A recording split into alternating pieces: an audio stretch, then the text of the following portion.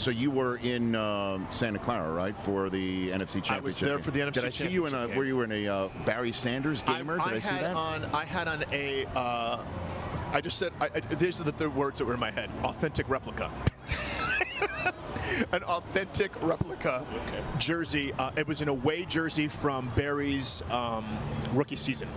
And it's one of my lucky jerseys. When I'm at a game, I always wear a Barry jersey. Yes. At home, I'll wear, at home what I wear? Dick Night Train Lane. When I'm feeling that there's a, That's your home? That's my home jersey when I'm at home on the couch. Yeah.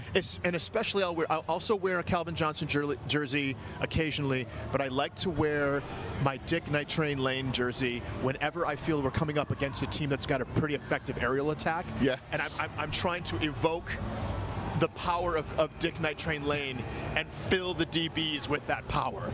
That's my, So I've got my... Well, it worked this year. It did work this year, yeah. That sounds like an excellent system that you had working. Especially when we got CJ back, when we got CD Deuce back, yeah. Dude, I mean... That guy. Halftime, what was going through your skull, man? At halftime, I went to the Lions box. I hugged Brad Holmes. I hugged... Rod Woods, the president of the team. Yeah.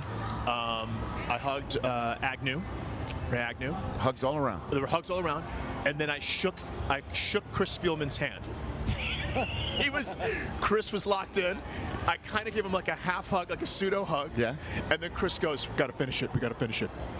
Intense to the last. He's always in. He's very Sounds intense. like it. He's a linebacker. Locked in. Linebacker. Sure. Locked in. Yeah.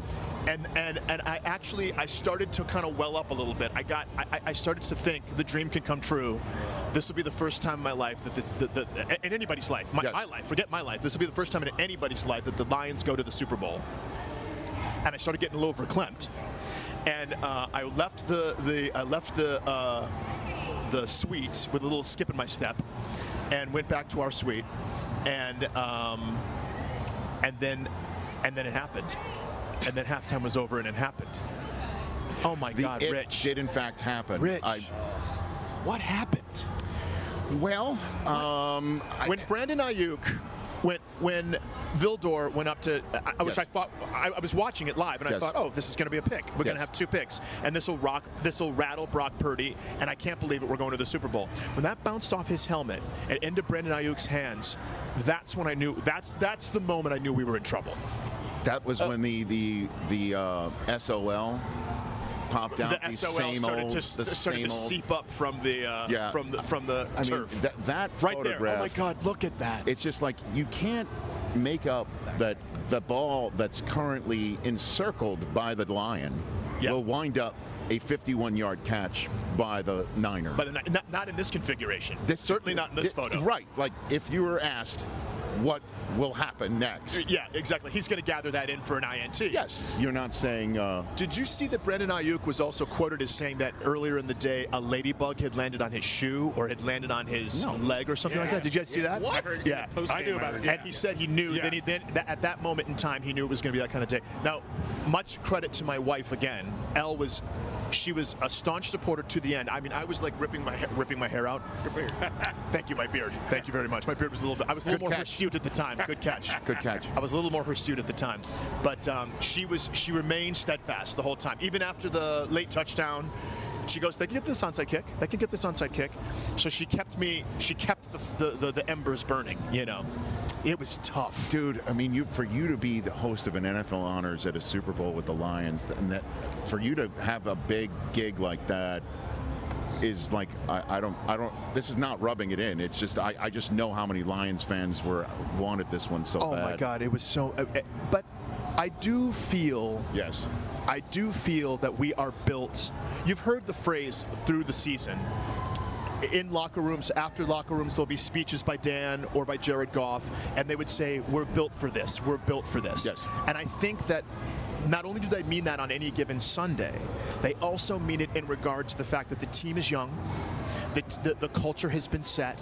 I think we can make runs at the NFC Championship for the next 5-6 years. Yeah, Jahmyr Gibbs is going to be one of the best running backs in all of football. Absolutely. If not already. I thought he had a tremendous season, almost 1,000-yard season. Yes.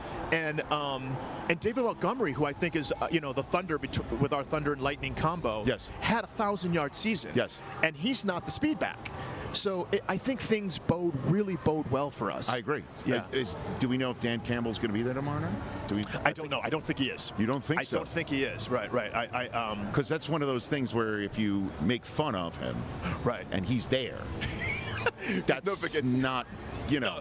What we call optimum. We'll check. We'll make sure. We'll definitely make sure up to the last. We'll have last-second checks on it. Check Dan with me. Campbell's going to be there. That's an Omaha moment. That's an Omaha moment. We're going to audible that Just one. I'm going to audible that in the monologue. Because wow, that would be something. But have you met him? Have you ever met him? I've met him several times actually, yeah. And he's actually been lovely. You can see that he's another one of these guys who's locked in. Yeah. He's a football player. Yeah. And on game day, he's really focused. But he takes that moment to give me a hug, to give Elle a hug, and just acknowledge that we're there and thanks us for the support, and then goes right back to his business. He's been wonderful. Catch the Rich Eisen Show every single day on the Roku channel, 12 to 3 Eastern, for free.